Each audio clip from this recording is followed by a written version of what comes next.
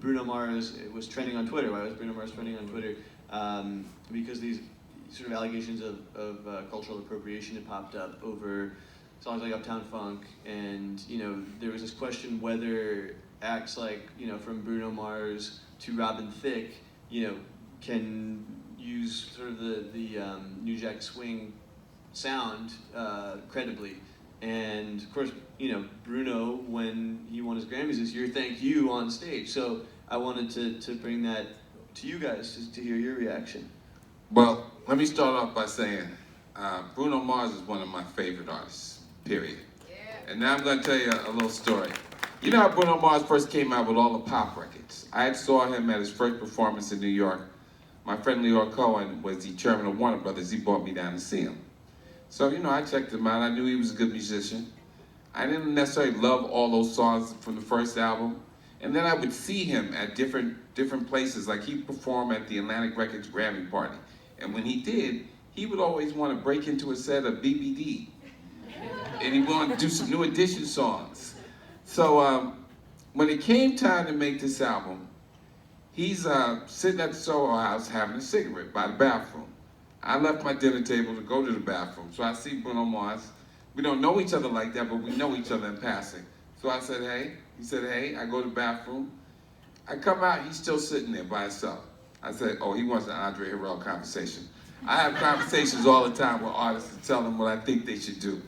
So I sat down with him and I said, well, what you gonna do? He said, what do you mean?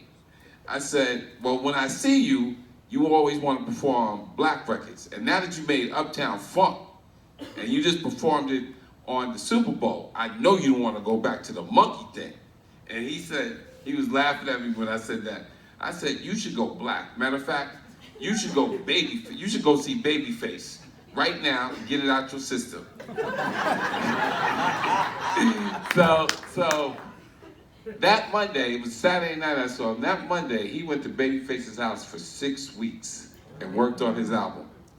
And Babyface called me and said, I know you sent him over here. He said, but I don't really have to do nothing for him. He got it. He got it.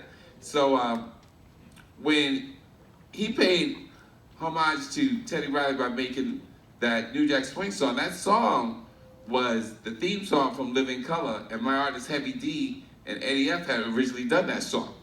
So he has always treated me great, made sure I have seats to all his shows. So he is not what I would call, what is the term?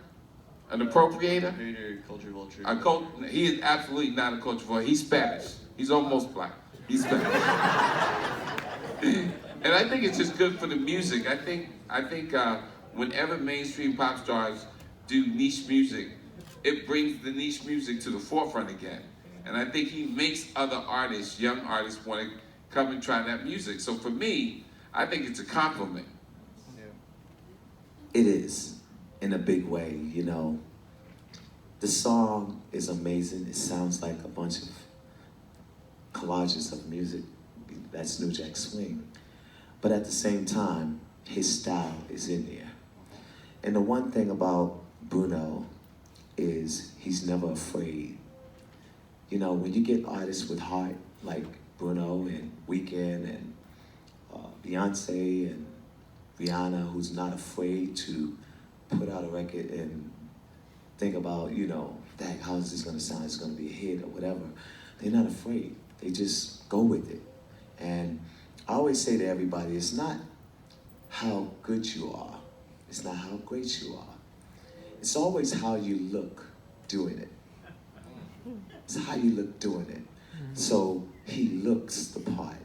And he stands behind all his music. That's the one thing that sets him apart from a lot of artists. He looks the part. He knows how to do the dances. He puts on the outfits. Yes. He goes all the way with it. He makes a movie out of it.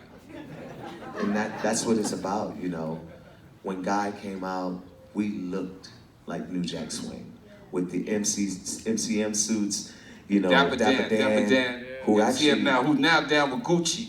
Yes. Back 30 years ago, he was down with Teddy Riley and Guy. He's still. I got the Essence outfit.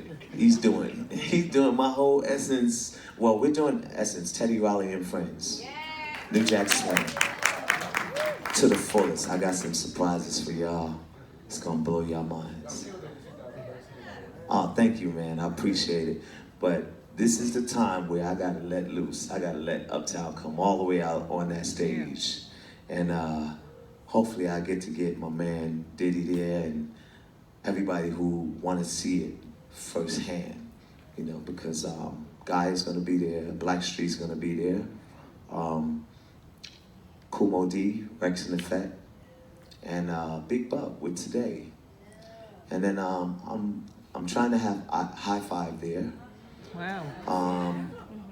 And also Bobby Brown, Keith Sweat. And I just got the commitment from Keith to do it, and we can ready to turn this mother sucker out. We can ready to kill it. And then we have another surprise. I can't tell y'all who it is, but it's the actual last part of the show.